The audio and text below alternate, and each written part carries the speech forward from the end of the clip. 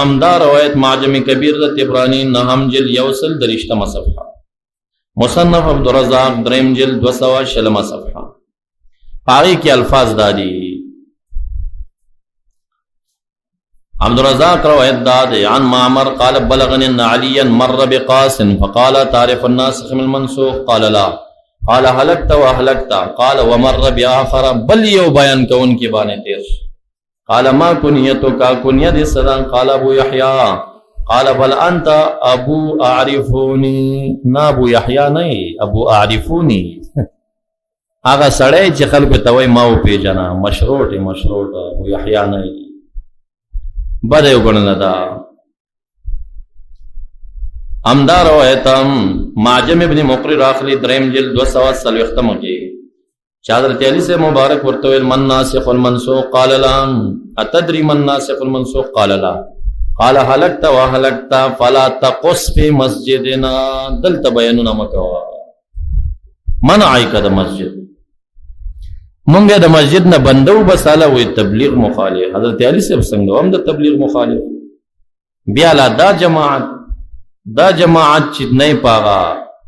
مولانا زکریا صاحب نه سوا نه په مشرانو باندې اعتماد شته نه په کشرانو اعتماد شته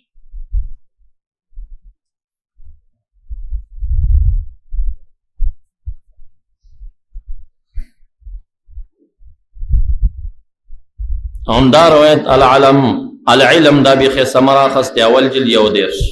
دارنگی العلم دا زہیر بن حرب اول جل یوصل دو دیرش قصاص والمذکرین را خست اول جل یوصل یوتیا پدی کی مصنف دا کتاب دا وی لا ينبغي يقص على الناس الا العالم المتقن کرا عالم چنوی بیان دینا کئی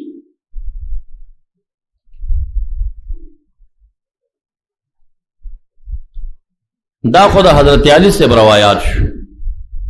اس بل روایت دا عبداللہ بن عباس سے دے المدخل لسنن الکبرى دا بحقی اول جل یوصل 15 صفحہ ضحاک بن مزاحم وی مر ابن عباس بقاسوین دا قادوین نہ دیکھا قاسوین دے دا قاسوین سواد دے غلطی شوی دے ابن عباس سے پیو بیان کون کی باندې راغه بیان کوي فضربه برجله پدې خپيوه لته ورکړو او ورته یا قاص هل تعلم الناسخ من المنسوخ قال ومن الناسخ من المنسوخ داس شری قال ولا تعرف قال لا قال هلكت وهلكت تم هلاك خلق دم هلاك دیکھیے عبداللہ بن عباس سے بیان کون کے پلتا والد لتا وہلی سنگشو وہی مخو پا جماعتو نہیں بن گئے دادا حضرت علی سے سنت پورا کئی دا کافی دی چی جماعت نہیں لرے کئی مسجد نہیں لرے کئی دا عوامو تا دا اختیار ورکول دا دے بیکار ما تا دلتا یو راغے وی چی اول چی نوی رالما دا امیر سے بوی غٹ دا براتا کلا عطر و کلا فروٹ و کلا صدا بی روڑل ما بمتی خپا نرا واخستل چی مالی موزی بخور غازی کا سنگا خلق دا پا میتی واخص دیری لانجی دلتم تیری شوی دی دری سلور کالا بکی دا سی وال شوی دی چی یوزل 5 پیتر آلا پاخا موالا چا وموالا بس بیوی من مناظرہ کو 2 رزی ٹیم کئی ورز ٹیم پا کی اٹھا کل شمازی گر دا مانزر ٹیم دا مناظرہ اٹھا کل شو ما کتابونا برابر کلا طالب ما وقت کے فارغ نو ما تکملی کال میں او کدائینا مخت یوازی اوما بس ما یزا 400 شونو دینو گرزیدلی پلینکو چی اخسته دیو مازیگر خسوک رانا چاچی ٹاکلی و زمان دا علاقی و مشرو اغامی ولی که میدا ولی رانا تلیفون چی اوش رابطه شوی چی اغا خو پا پوهاند کی دی و شیخ الحدیث ورسر روان دی رازی سو وقت پر آرسی ما خوستن چی شو بس ما مزان سر یو مولی سے بل مرگره بیا رانا لسی اولس بجی چې پس اطلاع وکړه چې تاسو خو بیا رانغلی یاره چې موږ مشرانو منع کړي د مناظرون موږ څه لیکلو ته راغلي او حجرې ته رالل هغه مشر د کلي راغی ما ته یو حاجي صاحب وایي چې ای خو راغلي لیکل کوي څه وایي وی دا لیکل در سره کوو چې د مسجد ته به موږ نه درځو خو مولوي صاحب باندې پابندي ولګوئ چې هدیره کې به دی موږ پسې خبرې نه کوي دلته مختلف قومونه راځي شر جوړ نه شي ما ته داسې خبره کوي مې بس ولي کې ورسره مسجد ته دی ناراضي دیره کې بز سنو دیره ته ځاسم منظم بس بنا وایا بیا پاغي لیکل شو نو تر اوسه پوری بیا د یو کرته رال تیر کال او بیا مو هغه او شړل پسې پریم نه خدل او نور دغه 15 14 ولس کال کېږي بیا دی خوانه دی راخره شي ټول په خور کې کېری شي د زمونږ اولین مسجد د خار په ساحه کې چې داخلك بند بیا را پسې دا شین پټکی توتیان رااله شین پټکی توتیان دعوت اسلامي اگر اله مونږ درود والی ما زمون خپې جنم درود والی خدل ته زېما کنه ز بیان کوم ډېر خواري وکړه هغه مم پرې نه خدل جرګې را باندې وکړه سم شایخ خدا ګوره دا مونږ پرې ما ورته دا خو یو شاندل دی یو فکر دی یو نظر دی هغه د علم دشمنی تروتی دام راوتی دی هغه د مجاهدینو خلاف دی دایم خلاف دی یو ډله یو تحریک ته صرف دلته تبلیغ بریلیان راګیر کړو هغه ته دیوبندیان راګیر هغه د دیوبند د گرفت د پاره جوړو دا د بریل د گرفت د پاره مقصد یو دی د دوه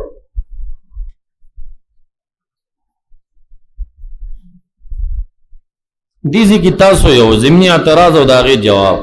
دلته موږ سره نږدې یو عالم دی شیخ الحدیث هم دی خو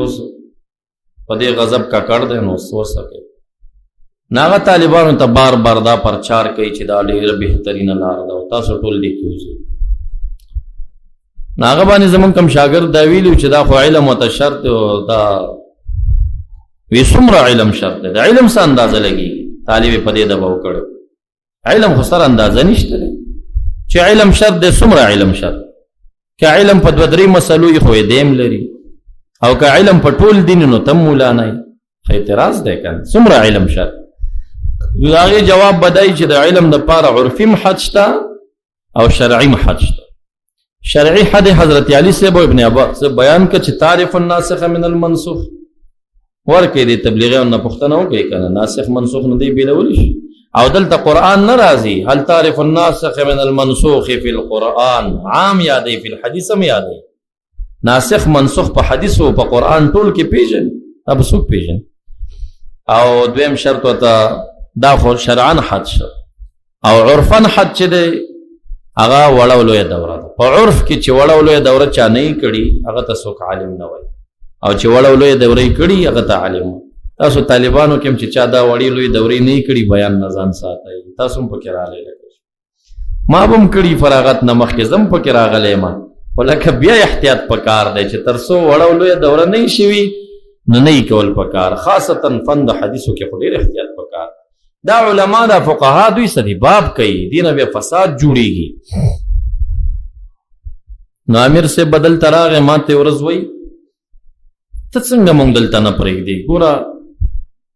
اسی او تاسو یو کومه دا تبلیغ پیغمبري کار نه دی مې ولنه دا خو پیغمبري کار دی ټول پیغمبرانو کړي عليهم السلام وی چې پیغمبري کار دی نو دی پیغمبر امتی خو زم یم کنه څنګه زبینه کوم او تبای کې ما یې پښتنه کوم وایسه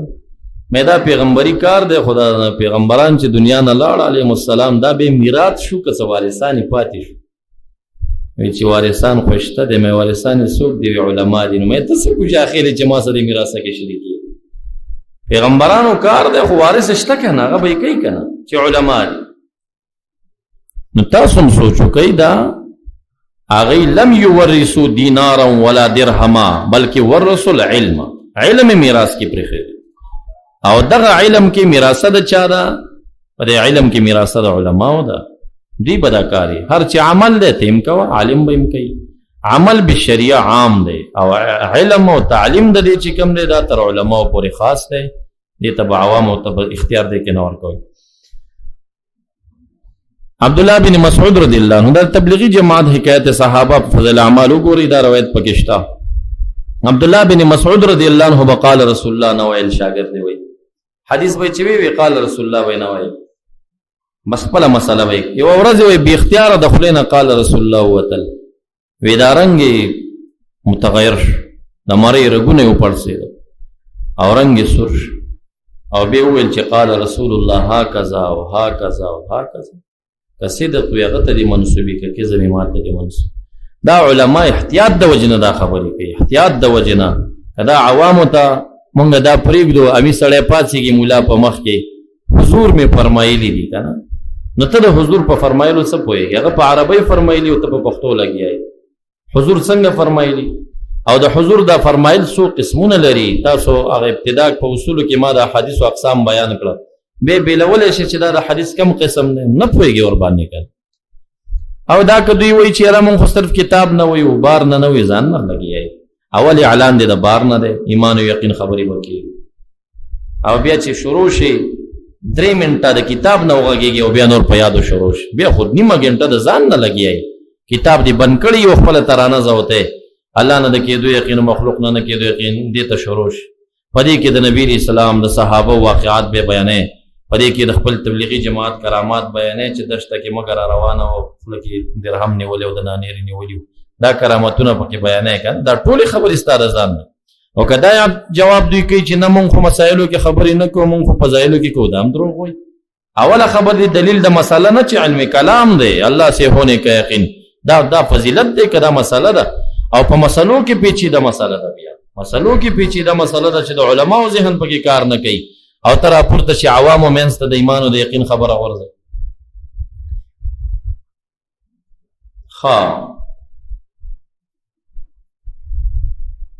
دارنګې المذکر والتذکیر اول جلد 80 صفحه کې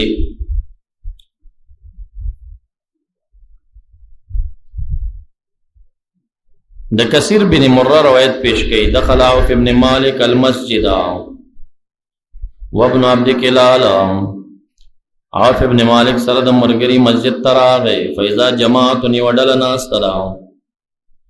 قال فقال عوف ما هذه الجماعه، دا ډله د چا ده؟ قالوا كعب يقص، كعب يقص، كعب بیان کوي وتا، دا خلک دی بیان ته ناست دي. قال يا ويحها، یا هلاک دي شي.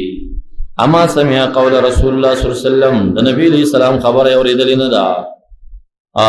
لا يقص الا امیر او مامور او مرائي او مختال، بیان بنه کوي مگر امیر به کوي. امیر دا امیر معنا په اولو الامر سره کیږي او دا امیر معنا په فقih سره کیږي. دغه آیت کې چې اطیعوا الله واطیعوا الرسول واولی الامر منکم، اولي الامر د امیر جمع ده. نو دغه امیر عمرا اولو الامر چې دي عبد الله بن عباس سے فقها او علما خلی او بعضی ابو هريره رضی الله عنه وغیرہ چې د عمرا د سرایا او والیان او گورنران او بادشاہان او عمرا د امارت اسلامیه خلی. نو بیان بنه کوي مگر امیر او مامور یا چې هغه د خوانه ورته امر شوی، او مرائي ریاکار او مختال یا کبرجن، دا دیونه بخالی نوی. نو دلته اشاره دی ته کوي چې دته چا امر کړی دی. دا حدیث د دې دلیل دی چې باید بیان والا او د جمعې بیان هم د امیر په خوښه وي، د جمعې بیان د امیر په خوښه وي. په عربو کې، په ایران کې، په امارات او دوبۍ دلته او عمان مسقط کې د سرکار د خوانه خطبه راځي او مغ لوستلی کېږي، د هغې نه اخوا دېخوا څوک څه نشي ویلی. دا ډېر ښکلی قانون دی او دا د شریعت موافق قانون دی. عربو کې هم څوک ځان نه نشي غږېدی. دا یوازې پاکستان افغانستان دی چې دلته د جمهوریت په نوم باندې هر مسجد کې بیل مذهب جوړ شوی دی. نو که د سرکار د خوانه خطبه راتلی نو دومره فساد به نه وی. نو اصلا نبی علیه السلام کنټرول د امارت اسلامي ښودلی دی چې بیان به امیر کوي، مامور به کوي، مرائي کوي یا مختال کوي یا به کبرجن وي. هر چاته د بیان اجازت نشته.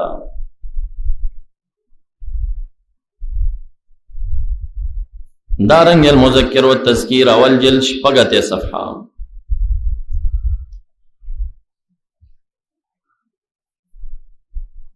ابي عامر الحزني واي حججت مع معاويه رضي الله عنه حج توسر عالم، مکی معظمه ته چرالو. دلته یو سړی د یقص بیان کوي ويفتي، مولا علی بنی مخزوم دی. فارسل الیه سوک ورولېګا، فقال امرت بهذا، سامرت بشوی؟ قال لا. قال فما حملك علی، سشه در باندې وایش؟ قال نفتي وننشر علما عندنا، دلت علم خورو.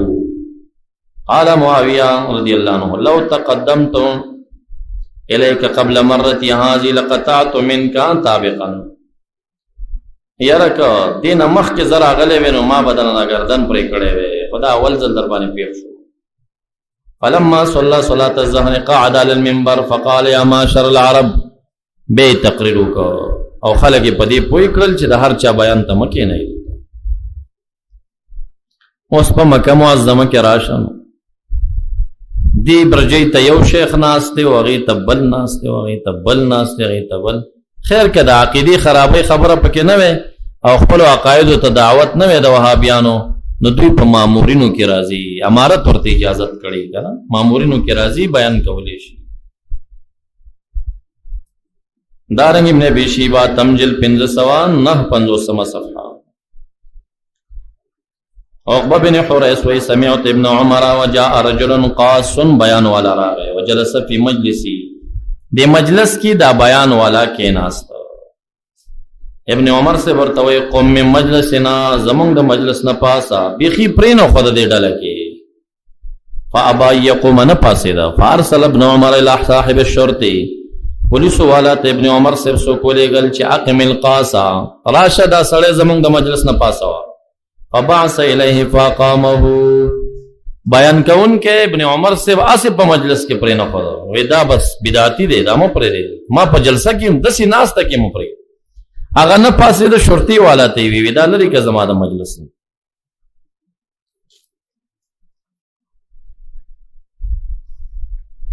صاحب یو اعتراض کوي چې بلغوا عني ولو آیه سره بس وي، کتاب العلم. دا یو علمي اعتراض دی چې مخالفین تی نسی استدلال. دا بلغوا عني ولو آیتن، دا ولو آیه نه رستو چې کم د لونه دا آیتن ذکر دی، دا مفعول مطلق دی په حذف د مضاف مقدره سره. بلغوا عني ولو تبلیغ آیتن، ورسوي زمانہ اگر که تبلیغ د یو آیت وی. دیزی کی چی سوک دا مانا کی چی بلغو عنی ولو تعلمتم آیتن،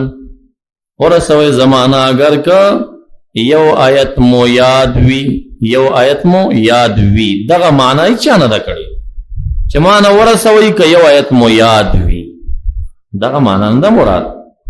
بلغو عنی ولو تبلیغ آیا، اگر که تبلیغ د یو آیتی، دا د امت د مبلغینو د نبی اسلام د تبلیغ سره فرق. نبی علیہ السلام مامور د ټول دین په تبلیغ باندې او موتا د ټول دین په تبلیغ مکلف نه یو. هغه ته آیت داو بلغ ما انزل الیک وان لم تفعل فما بلغت رسالته. کله یوم پر خوي رسالت کې نقصان راته نه رسیدو رسالت، نو هغه د ټول دین په تبلیغ مکلف دی. موتا علماء چې بلغوا رسوي عني زمانہ ولو تبلیغ آیا، یعنی اے علماء تبلیغ نه غلی مپاتې کېږئ، رسوي کدوی ک پنځي کلسی کسل حدیثي رسوي، ولو ک یو حدیث وی خو وی رسوي. د حدیث دا مقصد دی چې تاسو د تبلیغ نه غلی مپاتې کېږئ، لګي کډيري تبلیغ کوي. دا نه دی ویلي چې تاسو بس د لګي خبرې وړېري کوي، دا مقصد نه دی. یا به یو آیت یادي وغه برسوي، دا مقصد نه دی. ستا په ډیر یادي تب عالمي هغې نه بعد به تا ته تبلیغ روا کېږي، خو ته بیا مکلف پر رسولو د ټول دین نه یې. ټول دین چا رسولی؟ یو مبلغ هم نه دی رسولی، خو مکلف نه دی ورباندې، او نه په دې مواخذه کېږي چې ټول دین دی ولې نه دی رسولی. خپل وس موافق به دی لګي یا لږ یا ډېر، خدای به تبلیغ کوي. د حدیث دغه مقصد. او دویمه دا ده که خامخا ضد او عناد کې چې نه بس بلغوا عني ولو آیه، نو زه جواب کوم چې دا خو بیا قاریانو ته وایي چې یو آیت دی یاد کړه نو بل ته یې ورسوه. حدیث خو دلته نه دی راغلی او نه مسله راغلی، آیت حدیث ته وایي ولو آیتن. دغه ضد زه نه کومه، خو هسې چې ته ضد کوې چې نه بلغوا عني ولو آیه معنا داره چې یو آیت دی یاد دی رسوئ، نو بیا خو آیت راغلی، حدیث خو نه دی راغلی، علم خو نه دی راغلی. نو آیت چې دی یاد که بل ته یې رسوه که نه، ادي بیا رسولی د سره دې هم نه دی رسولی. څومره ایتونه ستاسو زمونږ یاد دي، دی خو یوازې قاریانو رسولي دي، مونږ او تاسو نه دي رسولي. دی بل چیټ والا د هغه بلې موضوع پورې سره لیږلي دي، مړي دفن نه بعد. هلکه مړي ولې نه پرېږدئ، خو په قلارې نور پرېږدئ که نه، څه پې کوئ. د مړي دفن نه بعد په حجرو کې تلاوت کول څنګه دي؟ نو که په حجرو کې کې که په کور کې کې خو ایصال ثواب دی که نه که په هدیره کې کې نو چې په هدیره کې مې درته ثابت کړه نو په حجره کې څه ناروا شو هغلته خو هسې نبي علیه السلام وایي چې فرمایي تاسو خپل کورونه مقبرې مه ګرځوئ یعنې تلاوت پکې کوئ دغه مقصد نو کور کې خو هسې تلاوت روا دی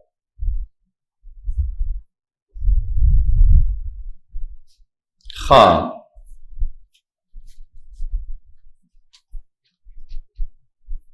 دا یو کتاب الحوادث والبدع دا د ابوبکر ترتوشی تصنیف دی 1520 سنه کې تیر شوی دی یو روایت ذکر کوي تاسو غوږ شئ چې دغه وخت سره دا د جماعت د منبر په خوا دا بیان د چا وظیفه وه دې حدیث نه دا پته لګي چې دا د منافقانو کار د محراب سره دا بل بیان نه دی د نبی علیه السلام خطبه او د هغې نه وروسته دی بل بیان کوي دا دویم بیان چې دا د منافقانو کار دلته دی یو باب لګوي فصل امام مالک سے فرمائے انی لاکره القصص فی المساجد په مساجدو کې دا بیانات زه مکروه ګڼم په دې کې څه ډېر زیات روایات به ذکر کوي نرستو په صفحه اتیمه باندې دا روایت ذکر کوي قال مالک ابن انس کان رجل من المنافقین و یو سړی د منافقینو یقوم کل جمعه فی المسجد ودرېده بهر د جمعې په ورځ په مسجد کې فیحض علی طاعت رسول الله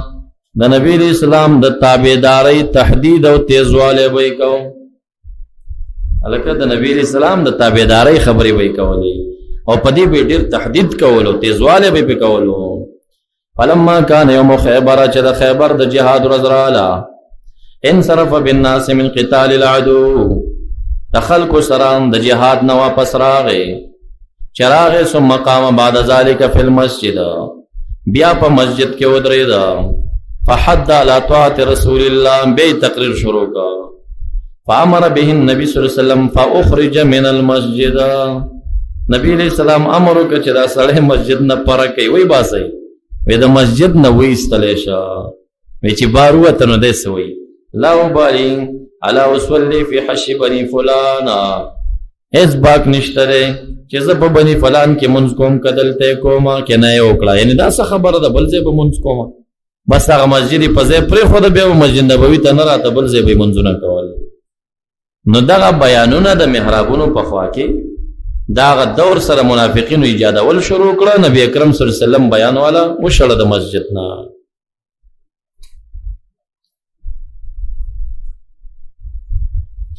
دی کې څه ډېر زیات روایات راغلي او عجیب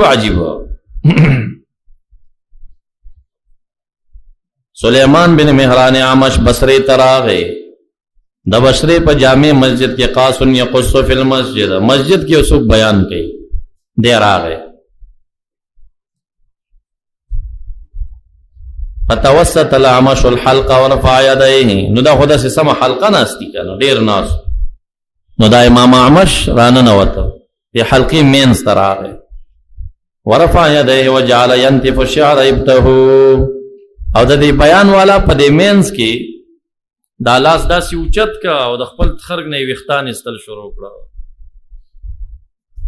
چا ورته وي چې دا دې څه چلو که ته ولې موږ ته دومره سپک ګورې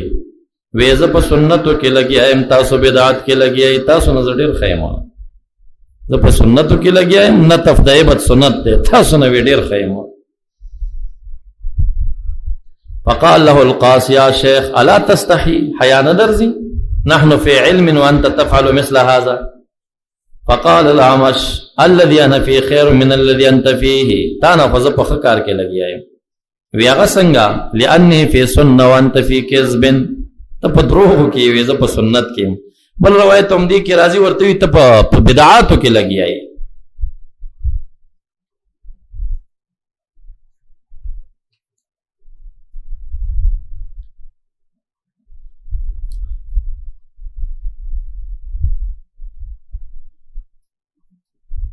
دې کې څه ډېر روایات د دې پر رد باندې پیش کړي دي دغه بیان باندې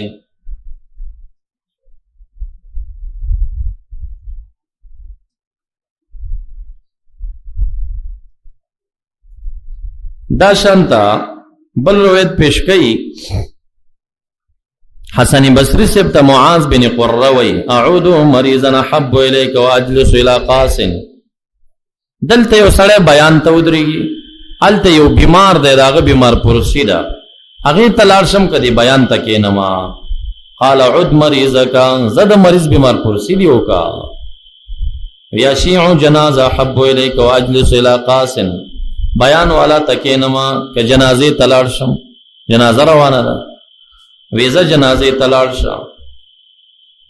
یو سړی رانه کار کې ضرورت غواړي فاعینه او اجلس الى قاس چا سره کومک وکم که بیان والا ته کښېنم اذهب فی حاجتک د مسلمان حاجت پوره کا زمره وی قلت للثوری سفیان ثوری تموی نستقبل القاس بوجوهنا قال ولوا البدع ظهورکم بیان چې شروعی نو منگ دی بیان والا تا کدی مسجد کی راگیر شو یا ناس یو مخ ور واړو که شا ور واړو وی شا ور واړوي شا ور واړوي مخم ورواړو چې گیر پکې رااله شا ور واړوي ځکه وی دا بدعتیان دی وی دی بدع والا ته بشاړوي ډیر زیات باب په دې لګول او ډیر خواري کړي مخ کې لاړ شیخ په عبارت تا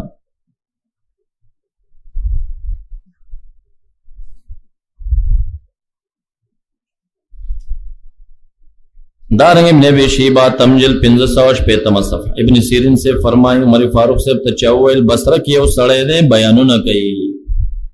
آغا اور تخت کی دایت ولی کم انزلنا قرآن عربیہ لعلکم تاقلون نحن نقص علیک احسن القصص ہوئی کچی احسن القصص دا قرآن کریم ترجمہ دا اشارہ ورطا وکلا چی دا قصو دیر شوقین و دلتا قرآن کریم شروع کا خلق دا قال فعرف الرجل فتركه اسړې پر اشاره پوښه خپل بیانونه به پرې خدل به بیان کول دارنګ ابن ابي شيبه اتمجل 585 صفحه